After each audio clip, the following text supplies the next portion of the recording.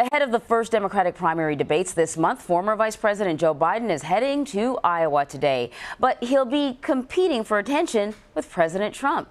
Ed O'Keefe is in Des Moines, Iowa. Ed, as I understand it, Joe Biden and his team have already released his speech, so we kind of know what we're going to hear from him today.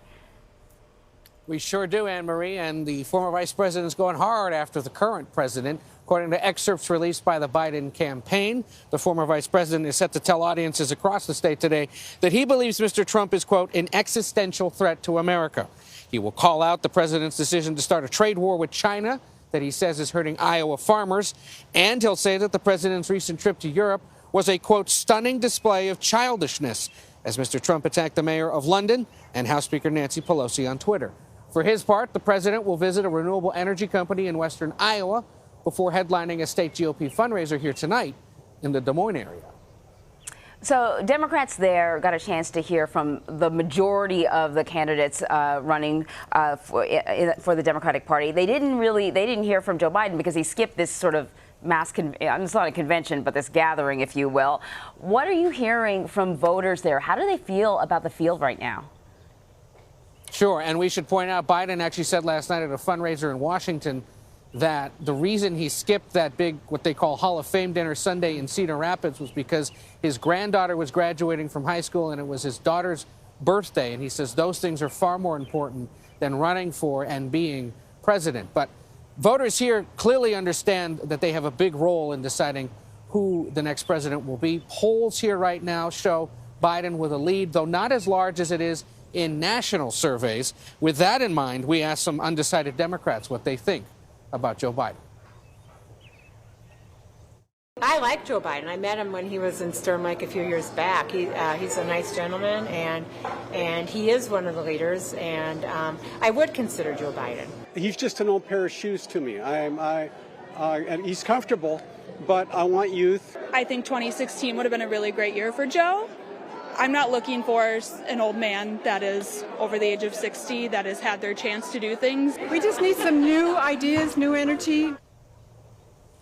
This will be Biden's only second visit to Iowa as a declared presidential candidate. By comparison, Massachusetts Senator Elizabeth Warren has been here 8 times, and the South Bend, Indiana Mayor Pete Buttigieg has been here 5 times. That's why both of them are starting to surge, at least according to that most recent poll. Voters here will tell pollsters that they like Warren because of her detailed policy ideas, and they like Mayor Pete because he's a fresh face.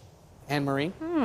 I find it interesting that Biden, out of all the candidates so far, I think, has really positioned himself, or sort of the core of his argument is, I can beat Donald Trump. You know, a lot of the other candidates are focused on their policies. He's focused on, listen, if you want somebody to beat the president, I'm your guy. And this speech that you outlined is certainly an indication of that. He's taking aim at the president. What are some of his lines of attack? Well, again, we'll go after him hard on this trade war that he's trying to pick with China, the tariffs that he was threatening against Mexico, because as a massive agricultural state that has a potential real adverse effect on farmers and the economy of this state.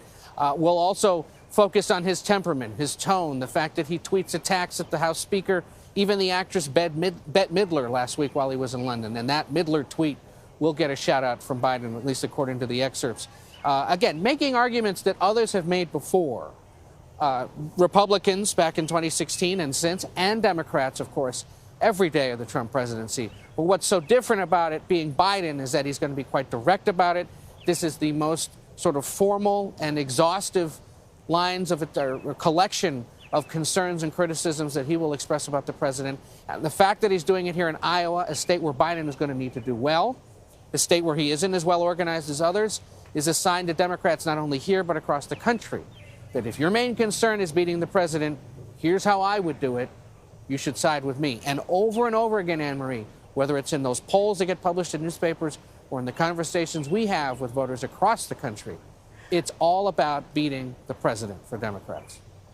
I'm sort of curious about your point of view on this, Ed. I know you said the president was, or the vice president rather, had family obligations, and that's very important to him, which is why he wasn't at this gathering. But it occurred to me a lot of people are sort of waiting for his campaign to shift into high gear.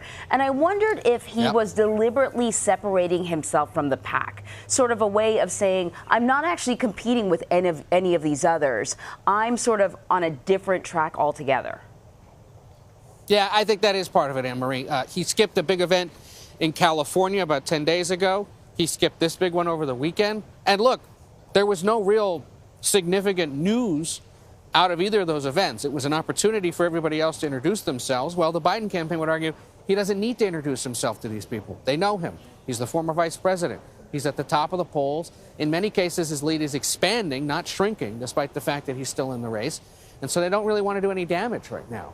He will be here over the next 2 days, 3 events, likely some other stops, plenty of opportunities for voters to hear from him. Frankly, plenty of opportunities for him to insert his foot in his mouth, which is what many people are concerned or expecting that he might do at some point. That is in his nature. We'll see if that happens.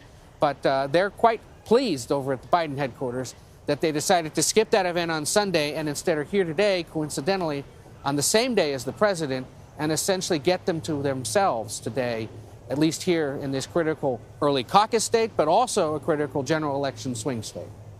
Yeah, he is known for that comment on a hot mic when he didn't realize the mic was hot. Exactly. Ed, thank you so much. Take care.